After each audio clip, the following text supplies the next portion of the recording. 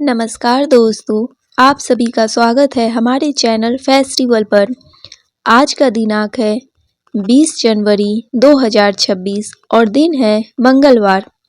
यह माघ मास का शुक्ल पक्ष की द्वितीया तिथि है। माघ नवरात्रि का दूसरा दिन भी है। आज द्वितीया तिथि 2:42 तक रहेगी सुबह के। उसके बाद तृतीया तिथि शुरू हो जाएगी। सूर्य ग्रह मकर राशि में स्थित है। चंद्रमा प्रारंभ में मकर फिर कुंभ राशि में गोचर करेगा। आज शुभ मुहूर्त कुछ इस प्रकार रहेगा। अभिजीत मुहूर्त दोपहर के 12:11 से 12:53 तक रहेगा। विजयी मुहूर्त दोपहर 2:18 से 3:01 तक रहेगा। चंद्र दर्शन का समय होगा शाम में 5:50 से 7:16 तक। अशुभ मुहूर्त राहु काल लगभग 3:11 से 4:31 तक रहेगा। गुलिक काल करीब 12:32 से 1:52 तक रहेगा दोपहर में। आज का विशेष उपाय रहेगा। मंगलवार होने के कारण हनुमान जी की पूजा विशेष फलदायी मानी जाती है। मंगल से जुड़ी कठिनाइयों से बचने के लिए ओम अंगारकाय नमः मंत्र का जाप लाभकारी होगा। तो आइए दोस्तों, अब हम सीता नितनेम की कहानी सुनते हैं, जिसे सीता माता कहती थी और प्रभु श्री राम सुना करते थे। एक दिन श्री राम भगवान को किसी काम के लिए बाहर जाना पड़ा, तो सीता माता कहने लगी कि भगवान, मेरा तो 12 वर्ष का नितनेम है। अब आप बाहर जाएंगे तो मैं अपनी कहानी किसे सुनाऊंगी। तब श्री राम ने कहा कि सीते, आप कुएं की पाल पर जाकर बैठ जाना और वहां पर जो भी औरतें पानी भरने आएंगी उन्हें अपनी कहानी सुना दिया करना। सीता माता कुएं की पाल पर जाकर बैठ गई। तभी एक स्त्री आई। उसने रेशम की जड़ी की साड़ी पहन रखी थी और सोने का घड़ा ले रखा था। सीता माता उसे देखकर कहने लगी, बहन, मेरा 12 वर्ष का नितनेम सुन लो। पर वह स्त्री बोली कि मैं तुम्हारा नितनेम सुनूंगी तो मुझे तो घर जाने में देर हो जाएगी और मेरी सासू मुझसे झगड़ा करेगी।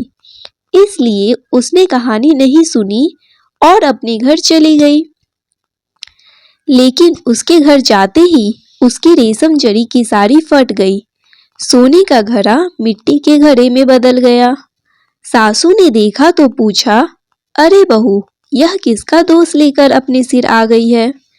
बहू बोली, माँ जी, कुएं पर एक औरत बैठी थी। उसने अपनी कहानी सुनने के लिए कहा, लेकिन मैंने नहीं सुनी। शायद उसी का यह फल मुझे मिला है। बहू की बात सुनकर अगले दिन वही साड़ी और वही घड़ा लेकर सास कुएं की पाल पर गई। सास को वहीं पर सीता माता बैठी मिली। तो माता सीता ने कहा, बहन, मेरी कहानी सुन लीजिए। सासू बोली, एक बार छोड़, मैं तो 4 बार कहानी सुन लूंगी। तब सीता माता बोली, राम आए, लक्ष्मण आए, देश के पुजारी आए, नितनेम का नेम लाए।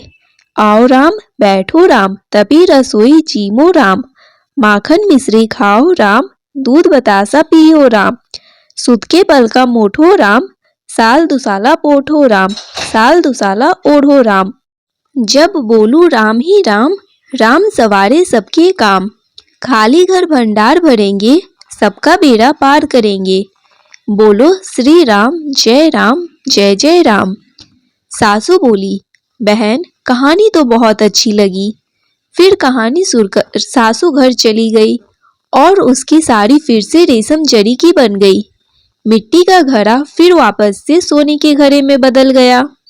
बहू ने देखा तो कहने लगी, सासू माँ, आपने यह सब कैसे किया। सासू बोली, बहू, तू दोष लगाकर आई थी और मैं अब दोष उतार कर आ रही हूँ। बहू ने पूछा कि माँ जी, वह कुएं वाली स्त्री कौन है। सासू ने बताया कि वह तो सीता माता थी। वह पुराने से नया कर देती है, खाली घर में भंडार भर देती है। वह लक्ष्मी जी का वास घर में कर देती है और मनुष्य की जो भी इच्छा हो उसे पूर्ण कर देती है। बहू बोली, माँ जी, फिर तो ऐसी कहानी मुझे भी सुना दो। सासू बोली कि ठीक है, तुम भी सुनो। फिर सास ने कहानी शुरू की। राम आए, लक्ष्मण आए, देश के पुजारी आए, नित नेम का नेम लाए। आओ राम, बैठो राम, तभी रसोई जीमो राम। माखन मिश्री खाओ राम, दूध बतासा पियो राम। सुत के पलका मोठो राम, साल दुसाला पोठो राम, साल दुसाला ओढ़ो राम। जब बोलू राम ही राम, राम सवारे सबके काम। खाली घर भंडार भरेंगे, सबका बेड़ा पार करेंगे। बोलो श्री राम, जय राम, जय जय राम। कहानी सुनकर बहू बोली, माँ जी, कहानी तो बहुत अच्छी है। सासू ने कहा, ठीक है, अब से हम इस कहानी को रोज किया करेंगे। अब सास बहू रोज सवेरे उठती, नहाती धोती और पूजा करने के बाद नितनेम की सीता माता की कहानी कहती। एक दिन की बात है, उनके यहाँ पड़ोस की एक औरत आई और बोली कि बहन, जरा सी आँच तो देना। तो वह बहू बोली कि आँच तो अभी हमने जलाई नहीं है। पड़ोसन बोली, तो फिर तुम सुबह 4 बजे से उठकर क्या कर रही हो? तो उन्होंने कहा कि हम तो सुबह सुबह उठकर पूजा करते हैं, फिर सीता माता की कहानी करते हैं। पड़ोसन ने उनकी बात सुनकर फिर कहा कि सीता माता की कहानी कहने से तुम्हें क्या मिला? तब वे दोनों बोली कि सीता माता की कहानी कहने से घर में भंडार भर जाते हैं, सारे काम पूर्ण हो जाते हैं, मन की इच्छा भी पूरी होती है। पड़ोसन ने कहा, बहन, अगर ऐसा है तब तो फिर मुझे भी कहानी सुना दो। तब बहू बोली कि ठीक है, तुम भी यह कहानी सुन लो। राम आए, लक्ष्मण आए, देश के पुजारी आए, नित नेम का नेम लाए। आओ राम, बैठो राम, तभी रसोई जीमो राम। माखन मिश्री खाओ राम, दूध बतासा पियो राम। सुत के बल का मोठो राम, साल दुसाला पोठो राम, साल दुसाला ओढ़ो राम। जब बोलू राम ही राम, राम सवारे सबके काम। खाली घर भंडार भरेंगे, सबका बेड़ा पार करेंगे। श्री राम, जय राम, जय जय राम। पड़ोसन ने इस कहानी को सुना तो कहने लगी, बहन, कहानी तो बहुत अच्छी लगी। अब वह पड़ोसन भी नितनेम सीता माता की कहानी कहने लगी। कहानी कहने से सीता माता ने पड़ोसन के भी धन के भंडार भर दिए। देखते ही देखते अब तो पूरे मोहल्ले में नितनेम की कथा चल पड़ी और हर किसी की मनोकामना पूर्ण होने लगी। हे सीता माता, जैसे आपने उन सभी के भंडार भरे, वैसे हमारे भी भरना। कहानी कहने वाले, सुनने वाले और हुंकार भरने वाले सबके भरना। सभी प्रेम से बोलिए, सीता मैया की जय। ओम नमो भगवते वासुदेवाय। माघ मास का कथा 17वां अध्याय। अप्सरा ने आगे बताया कि हे राक्षस, वह ब्राह्मण कहने लगा कि इंद्र इस प्रकार अपनी अमरावती पुरी को गया। सो हे कल्याणी, तुम भी देवताओं से सेवा किए जाने वाले प्रयाग में माघ मास में स्नान करने से निष्पाप होकर स्वर्ग में जाओगी। सो मैंने उस ब्राह्मण की यह बात सुनकर उसके पैरों में पड़कर प्रणाम किया और घर में आकर सब भाई बांधव, नौकर चाकर, धन आदि त्याग कर शरीर को नष्ट होने वाली वस्तु समझकर घर से निकली और माघ में गंगा यमुना के संगम पर जाकर स्नान किया। सो हे निशाचर, 3 दिन के स्नान से मेरे सब पाप नष्ट हो गए और 27 दिन के पुण्य से मैं देवता हो गई और पार्वती जी की सखी होकर सुख से निवास करती हूँ। इसलिए मैं प्रयाग के महत्तम को याद करके सब देवताओं के सहित माघ में प्रयाग में स्नान करती हूँ। सो मैंने अपना यह सब वृत्तांत तुमसे कहा।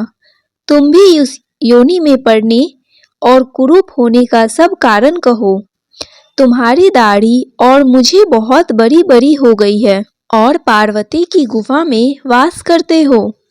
निशाचर कहने लगा कि हे भद्रे, सज्जनों से गुप्त बात कहने में कोई भी हानि नहीं होती। मुझको अब कोई संशय नहीं रहा कि मेरा उद्धार तुमसे ही होगा, सो मैं अपना सब वृतांत तुमसे कहता हूँ। मैं काशी में वेदों का ज्ञाता था और बड़े उच्च कुल के ब्राह्मण के घर में जन्म लिया था। मैंने राजा, पापी, शूद्र तथा वैश्यों से अनेक प्रकार के दान लिए। मैंने दान लेने में चांडाल को भी नहीं छोड़ा। उस जन्म में मैंने कोई भी धर्म नहीं किया, वहीं पर ही मृत्यु को प्राप्त हो गया। तीर्थ स्थान पर मरने के कारण नरक में नहीं गया। पहले 2 बार गिद्ध योनि में, 3 बार व्याघ्र योनि में, 2 बार सर्प योनि में, 1 बार उल्लू की योनि में और अब 10वीं बार राक्षस हुआ हूँ और सैकड़ों वर्षों से इसी योनि में हूँ। इस स्थान को 3 योजन तक मैंने जंतुहीन कर दिया है। बिना अपराध के बहुत से प्राणियों को मैंने नष्ट किया। इस कारण मेरा मन अत्यंत दुखी है। तुम्हारे दर्शन से चित्त में कुछ शांति अवश्य आई है, क्योंकि सज्जनों का संग तुरंत ही सुखदायी होता है। मैंने अपने दुख के कारण आपसे कहे और सज्जन लोग सदैव दूसरे के दुख से दुखी होते हैं। अब यह बताओ कि इस दुख रूपी समुद्र को कैसे पार कर सकता हूँ। क्या क्षीर सागर हंस को ही दूध देता है, बगुले को नहीं देता? दत्तात्रेय जी कहते हैं। इस प्रकार उसके वचन सुनकर कांचन मालिनी कहने लगी कि हे राक्षस, मैं अवश्य तुम्हारा कल्याण करूंगी। मैंने दृढ़ प्रतिज्ञा की है कि तुम्हारी मुक्ति के लिए ही प्रयत्न करूंगी। मैंने बहुत बार प्रयाग में स्नान किया है। वेद जानने वाले ऋषियों ने दुखी को दान देने की प्रशंसा की है। समुद्र में जल बरसने से क्या लाभ? प्रयाग में स्नान करने का 1 बार का फल मैं तुम्हें देती हूँ, उसी से तुमको स्वर्ग की प्राप्ति होगी। उसके फल का अनुभव मैं कर चुकी हूँ।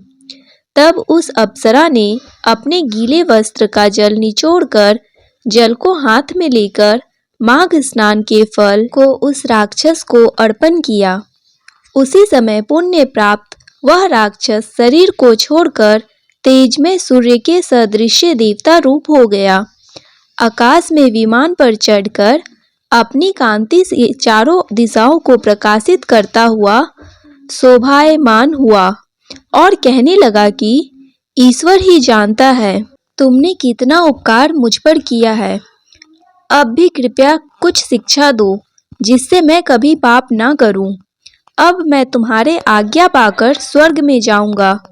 तब कांचन मालिनी ने कहा कि सदैव धर्म की सेवा करो, काम रूपी शत्रु को जीतो, दूसरों के गुण तथा दोषों का वर्णन मत करो, शिव और वासुदेव का पूजन करो, इस देह का मोह मत करो, पत्नी पुत्र धन आदि की ममता त्यागो, सत्य बोलो, वैराग्य भाव धारण कर योगी बनो। मैंने तुमसे यह धर्म के लक्षण कहे। अब तुम देवता रूप होकर शीघ्र ही स्वर्ग को जाओ। दत्तात्रेय जी कहने लगे कि इस प्रकार गंधर्वों से सुशोभित वह राक्षस कांचन मालिनी को नमस्कार करके स्वर्ग को गया और देव कन्याओं ने वहां आकर कांचन मालिनी पर पुष्पों की वर्षा की और प्रेम पूर्वक कहा कि हे भद्रे, तुमने इस राक्षस का उद्धार किया। इस दृष्टि से कोई भी इस वन में प्रवेश नहीं करता था, अब वह निडर होकर विचरेंगी। इस प्रकार कंचन मालिनी उस राक्षस का उद्धार करके प्रेम पूर्वक देव कन्याओं से क्रीड़ा करते हुए शिवलोक को गई। ओम नमो भगवते वासुदेवाय। माघ मास महात्म 17वां अध्याय समाप्त। जय श्री राधे। दोस्तों, अगर आप सभी को हमारा यह वीडियो पसंद आया हो तो हमारे चैनल को सब्सक्राइब कर लीजिए और हमारे वीडियो को लाइक करके शेयर करना ना भूलें। धन्यवाद।